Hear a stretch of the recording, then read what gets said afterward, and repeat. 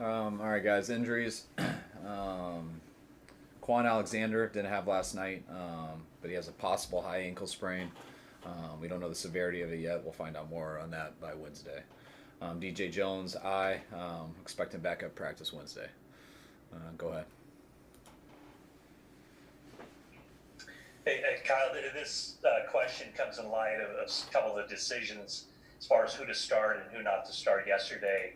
I realize players often side or err on the side of wanting to play, but once a player is cleared to play, and I'm speaking specifically about Jimmy and Ahkello Witherspoon, where do you come in and balance with that communication of what's best for the player and what's best for the team when the player isn't all the way back 100%? I go into all those things that you say. It always starts with the medical staff clearing them, saying that they're good to go. Then it goes to watching the player out of practice Wednesday, Thursday, and Friday. You get a lot more on Wednesday and Thursday than you do Friday, but all three of those days have a big deal. And then if I see something that doesn't match what I'm hearing, then it's just me personally talking to the player. So you go into all those things. Was that it, or is there something else? And so specifically, with yesterday, it looked to the layman like Jimmy should not have been out there and Ahkello should have been out there.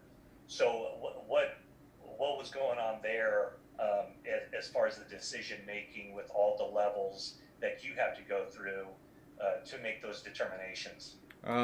Yeah, I thought Ahkello was going to be good throughout the week. He did not look that way on Wednesday. Again, didn't look like that on Thursday.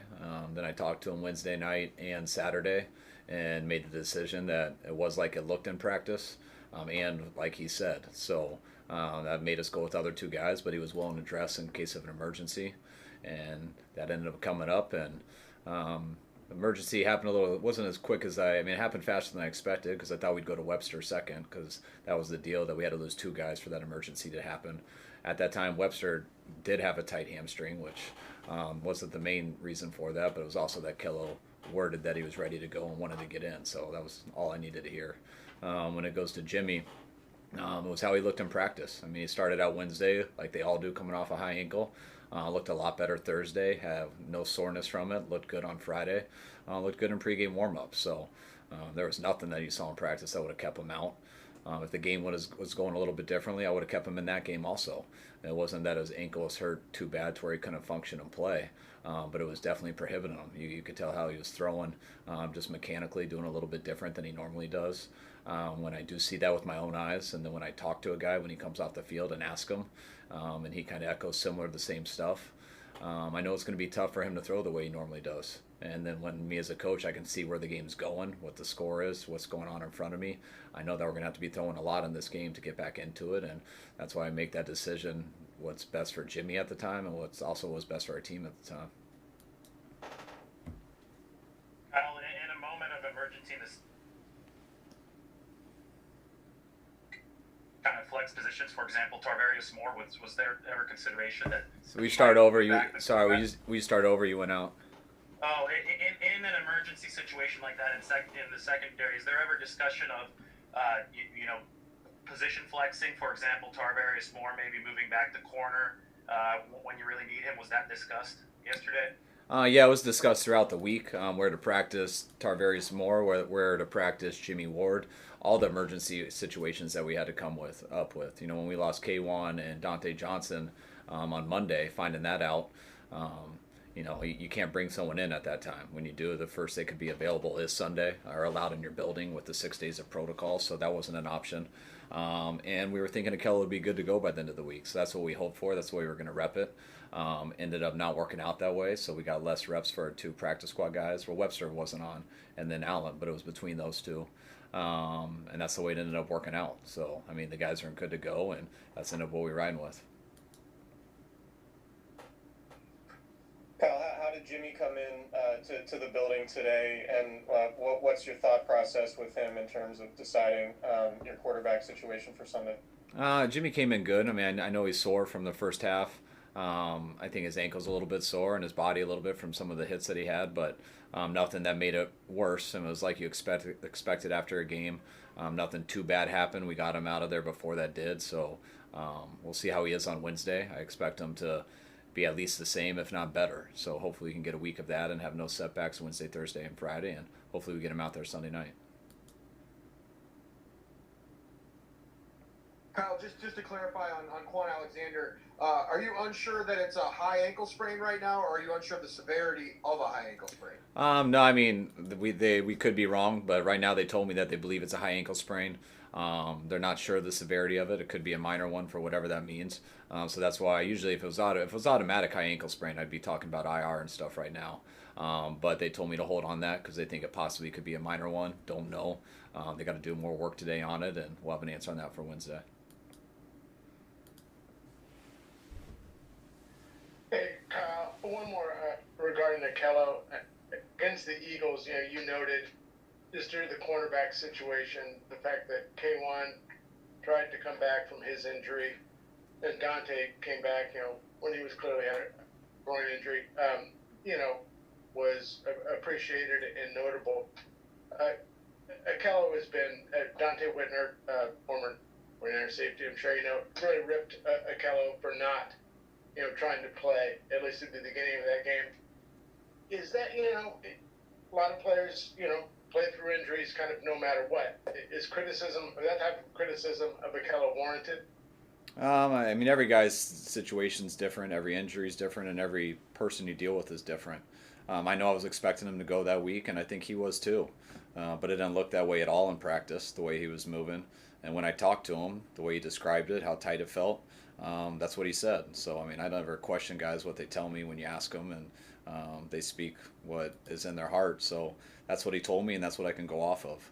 That's why we had to make the tough decision to pick between Allen and Webster, and we ended up having to do that Thursday night. So that was the situation we're in. What I was happy with on Saturday, that him knowing our situation, at least he told me that he could dress and be used in case of an emergency, which I thought would only be after 2 injuries. And after we were struggling, though, I was glad he felt good enough to where we didn't have to wait for that emergency. And he told us he was good to go there in the second quarter. Kyle, CJ spoke about it after the game, but it seemed like you guys were having issues communicating the protection and maybe identifying it from the quarterback position. What did you see on tape, and how do you correct that going forward? Yeah, we had five sacks. I think 3 of them we had busts on protections.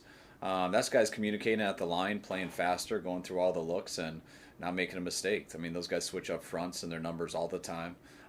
When they do that, it puts a lot of pressure on an offense, and you got to be on it. And when you end up throwing the ball a lot more than you anticipate and a lot more than you ever want to, those things are what come up. So I thought we ran the ball very well, but when you only have 19 carries to show for it, you're going to be in some of those situations. Always when I do get in those situations, I start to worry about turnovers. I worry about the pressure that you're putting on the line, the pressure you're putting on the quarterback, and doesn't mean that always happened, but that was a situation that we got into, and that is what happened. We started making some mistakes in protection, made a few mistakes with the ball. I think we had 6 drops also, 2 of 10 on 3rd down, 0 for 2 on 4th down, added with 6 drops, added with 5 sacks. I think we're throwing the ball too much. That's a situation that I got to try to control better, and hopefully we can play better as a team to where we make it easier for me to control that. Kyle, a lot of your players were in there talking about a lack of execution on the offense. Can you put your finger on what exactly is going on? Is it a lack of effort? Is it a lack of focus, not enough practice, reps together? What is the reason for this lack of execution? It's definitely not a lack of effort, but it takes 11 guys to make a play work, and we haven't been clean enough. And I mean, I can give any answer to your questions would be an excuse. So I just try to keep it real, but we got to get out there and practice a lot more. We haven't had a practice yet with Ayuk, Debo, Raheem, Kittle, and Jimmy Garoppolo. I'm including training camp. I'm including every practice for the 4 weeks of this year. So that does make it a little more inconsistent. I was excited to get Debo back for our 2nd week, but then he had the symptoms of a fever, so he wasn't allowed in on Thursday or Friday. So we missed 2 more practices with him, which is very tough for Debo. It's very tough for our quarterback coming back. It's tough on our rookie in Ayuk, and we're just getting Kittle back here. So I know we have some inconsistencies in that way, which to me get magnified when we're not playing good altogether. And the pressure we put on the line in these last couple of weeks with, this game getting behind and me getting away from the run game. And the week before, and just a few guys being off in the run game, it's really magnified everything to everyone, which I understand. It hasn't looked good, and we got to get a lot better, but there's no secret to it. I mean, there's one way to get better. It's practicing. If there was ever an issue that I thought of that people weren't trying their hardest, it'd be a completely different situation. I see guys working. I see guys doing what they can, but I also got to, I can't get on guys too hard for, when they've only had 3 practices in there or they've only been here for 2 weeks. I got to keep trying to get them healthier and get them out more days and put them through the reps that I expect them to execute a lot more consistently. And when we don't, which does happen in games, then someone's got to make a play to overcome that. And we've been off from that in both ways for the last 2 weeks. Kyle, you've alluded to the run game. You dominated running the football last season, and your offense this season is averaging 5 yards a carry, but you rank 19th in attempts. What has changed in your mind that has driven you away from running the ball as much as you did last year? I think last year that, look at every game up to 8-0. I don't think we were in a close game until we were 8-0. We had to come back from some stuff, but we never got down a bunch of scores. Things have been a little bit different in the situations we've had. I think the games that we have ran it well. I thought we had a very good chance versus Arizona running it well. I thought we got behind it there at the end and had to throw to come back. I thought versus the Jets we got out and really got after them in the first half running the game, and then we kind of just shut down the entire second half to just get us out of there. Giants was a throwing game. I thought Philly, we did run the ball well until I threw it for the last 24 plays of the game down 2 scores. And that's what happened this game too. Even though we did get 19 runs in, we averaged 7 yards a run. Good luck getting more of those in when you go 2 for 10 on 3rd down, 0 for 2 on 4th down, have 6 drops, have 5 sacks, and have 3 turnovers. So I like what I see on tape, the way we're blocking. Not every time. But if you don't move the chains on 3rd down, you don't stay out there, you're not going to see that many more run plays. So I don't see a big difference in how we're blocking. I just think we needed some better situations. Is the plan still to have Richard Sherman come back to practice this week?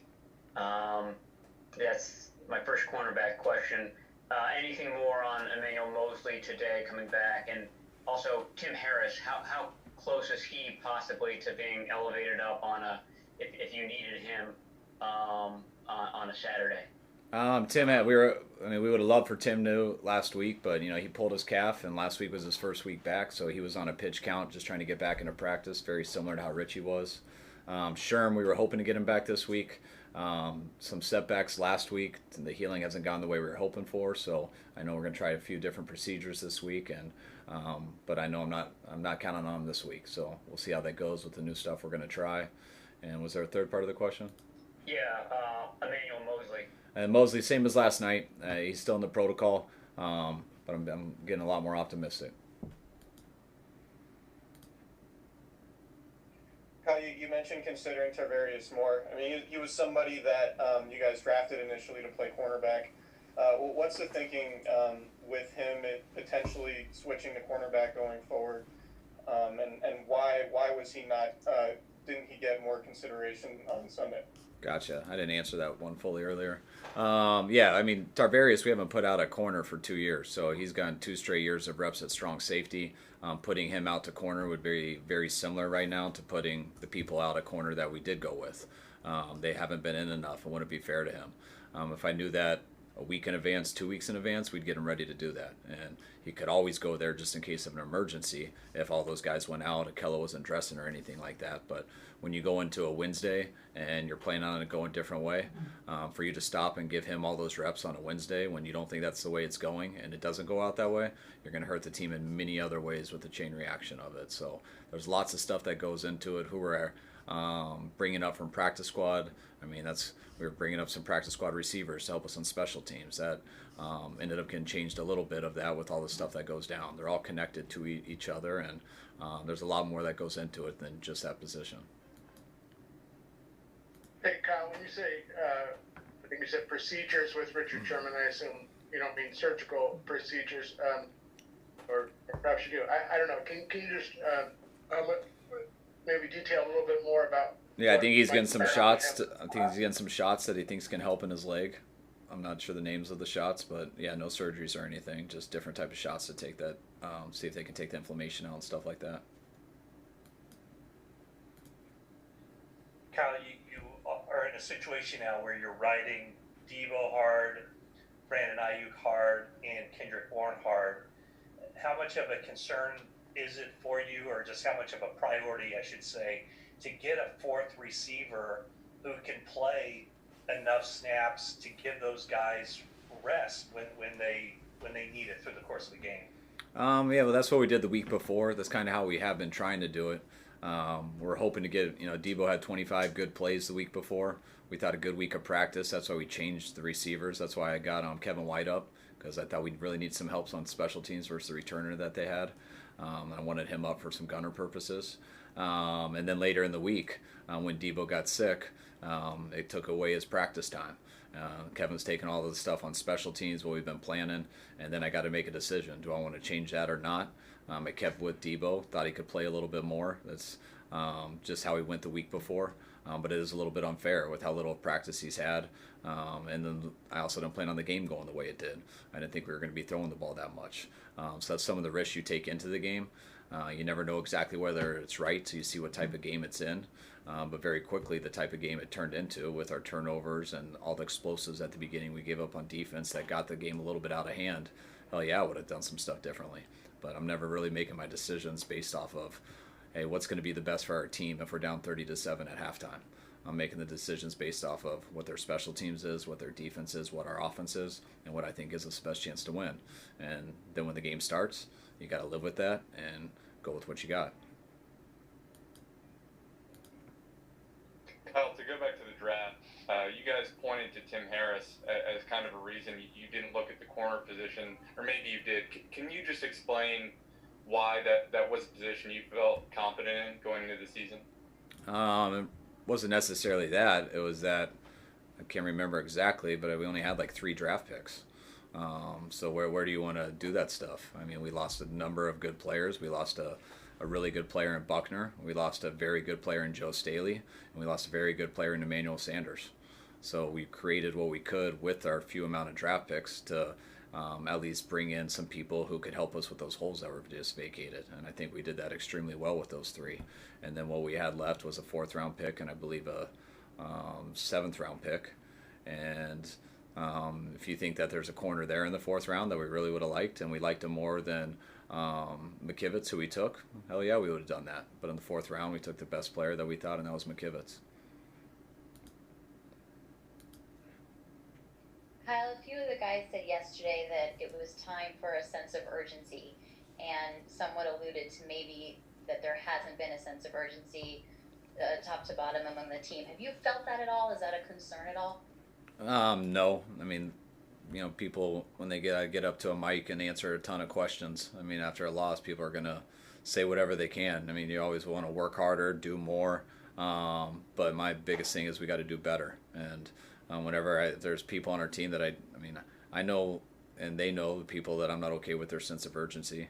And those are the people I address, and those are the people that have to deal with that. But as far as our team, I couldn't feel any farther from that. Our team works extremely hard. I see it every day, and that's why I believe our guys will respond. We just comes down to playing good, and we didn't play very well this week. All right. Thanks, folks. All right. Thanks, guys.